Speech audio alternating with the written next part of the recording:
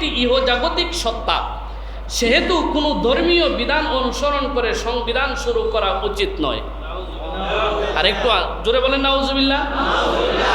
রাষ্ট্র একটা ইহজাগতিক বিষয়, এটা ধর্মীয় বিধান অনুসরণ করে কি করা যাবে না, সংবিধান শুরু করা যাবে না, এদের কথা।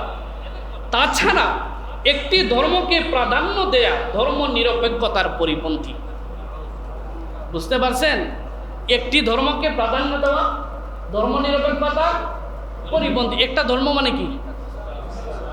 এখানে একটা ধর্ম মানে কি? মুসলমান, ইসলাম।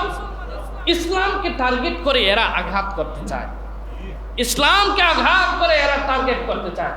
কিন্তু এরা জানে না এদেশের মুসলমান নামাজ না পড়তে পারে, এদেশের মুসলমান হয়তো যাকাত দেয় না, এদেশের মুসলমান হয়তো হজ করে না, এদেশের মুসলমান হয়তো ইসলামের বিধিবিধান সবগুলো সমানভাবে আদায় করে না, কিন্তু ইসলামের উপর কোনো আঘাত আসে এদেশের মুসলমান কখনো সহ্য করে নাই, কখনো সহ্য করবেও না ইনশাআল্লাহ।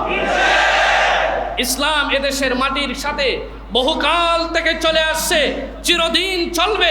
এদেশের মুসলমানদের, এদেশের জনগণের, সংখ্যাগরিষ্ঠ জনগণের হৃদয়ের সাথে ইসলাম গ্রথিত আছে, রক্তের সাথে ইসলাম মিশে আছে।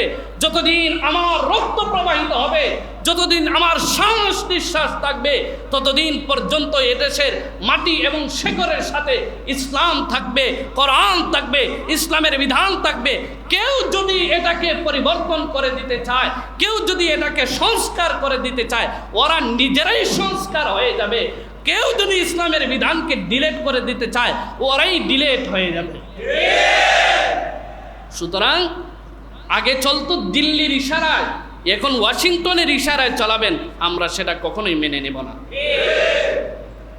এই কথাগুলো বললাম এই কারণে, আপনারা হয়তো বলবেন যে হুজুর এই কথাগুলো এত কড়া করে কেন বললেন?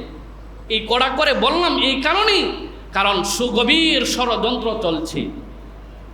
বিশেষত ইসলাম পন্থা এবং ইসলামের বিরুদ্ধে কত গভীর থেকে ষড়যন্ত্র চলছে সেটা আপনারা হয়তো জানেন না অনেকেই। এই জন্য বললাম, আল্লাহ সুবহানাহু ওয়া তাআলা আমাদের সবাইকে দিন ইসলাম নিয়ে বেঁচে থাকার তৌফিক দান করুন, সর্বক্ষেত্রে আমাদের দিনকে প্রাধান্য দেওয়ার তৌফিক দান করুন। আমিন। ওয়া আখিরু দাওয়ানা আলহামদুলিল্লাহি রাব্বিল আলামিন।